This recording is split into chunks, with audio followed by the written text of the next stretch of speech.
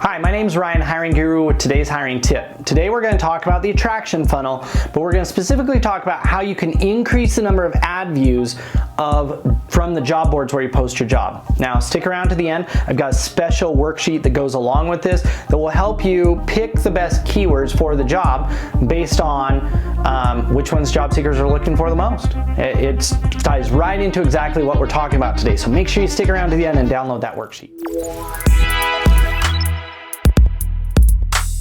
I'm back again and I'm talking about growth hacker hiring optimization. How would a growth hacker approach hiring? What can David do to beat Goliath when it comes to attracting candidates? And if you remember that attraction funnel, the top two stages were sourcing reach and job ad views, and they had a conversion rate on there for what percentage of people who are on Indeed or on ZipRecruiter actually see your job ad. Now, most employers don't know that there's anything they can do to increase the number of job ad views. If you think about it, HR actually acts differently. Just because your job is on a job board, it doesn't mean it's being seen by qualified job seekers, right? HR, what you'll do is you'll post the job and then you'll run over to Indeed and you search for your own company name, right? Like you search for your company name, XYZ Credit Union, and of course your jobs show up there and they show up at the top of the list because Indeed knows that if somebody searches for your company name, they should show your jobs. And so HR looks at it and just assumes that their job is being seen by job seekers. But the fact of the matter is job seekers almost never search for your company name, because if they were going to do that, they'd search Google or they'd go directly to your website. Job seekers search for job function, job title, and job skills.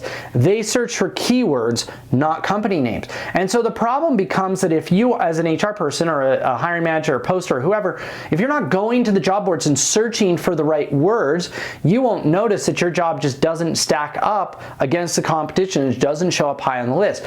If your job shows up on page 2, page 5, page 10, nobody's ever going to see it because they will have left Indeed or left ZipRecruiter, applied for a job, or jumped over to some career site and not come back. So how do we solve this? Well, we solve it by going through a set of things to make sure that we're using the right words in our ad, we're using them right number of times so that we rank well. So here's how we go about solving this. Number one, we make a list of keywords. These keywords are the words that are currently in your ad. Now, clearly you're going to throw out and like description and job. What you want to get at is the keywords like the title, the skills, the duties, those kind of keywords that you have in your job ad that stand out. It's really simple. Just read through the ad that you're posting, look at the job title, and make a list. Next up, you're going to take those words and you're going to go search on Indeed or ZipRecruiter and look what other variations show up on your competitors' ads and add those keywords to the list too. Like you might be posting membership services rep and your competitors might be using the word customer service, or they might be using teller. So just add all of those words on the list. Now, once you have your giant list of words, we need to go and figure out what other words employers might not even be using. You do that by looking at resumes. Go to LinkedIn, go to Indeed, go into your applicant tracking system, pull up some of the people you've hired in the past and look at their resumes and say, what job titles do they have on here? Current jobs, past jobs, what kind of skills, how do they describe their skills? Again, our goal is to use job seeker vocabulary and lingo, and so the resume is actually more powerful than even job ads of your competitors. So go through the resume, look for keywords there, and keep adding them to your list. At this point, you might have 30 or 40 keywords in your list for a specific job. Now we need to consolidate those down and figure out which ones are the most important. So that brings us to grade number 4, which is grade by popularity. You can use a tool, pretty much any tool like SEO Book keyword tool, any marketer's keyword tool. I like SEO Book. You go in there, you type in a word, and you just add the word jobs to it, and it will tell you how many times it's searched for. Take that search number and plug it in the keyword tool, and pretty soon you'll be able to see which of those words come to the top. Just take your list, sort it, and that will bring all the best ones up to the top of the list, and that now tells you which of the keywords are most likely to be searched for by job seekers. And once I know that, it's time to change the ad. Go into your ad, make sure that you're including those words in the ad. Now, don't go crazy.